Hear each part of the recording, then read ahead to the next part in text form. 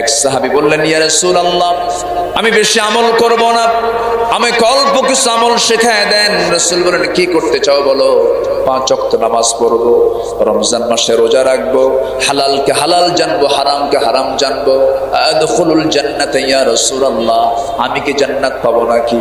রাসূল সঙ্গে সঙ্গে বলে দিলেন, এই সাহাবীটা জান্নাতে। জোরে কোন সুবহানাল্লাহ।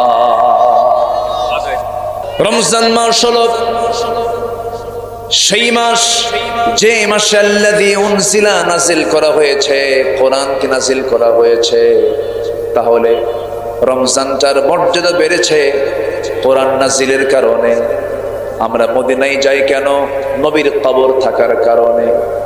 মক্কায় যাই কেন? আল্লাহর ঘর কাবা থাকার কারণে। কাবার জন্য মক্কার দাম বাড়লো, রাসূলের কবর থাকার জন্য মদিনার দাম বাড়লো। ও নামাজ থাকার কারণে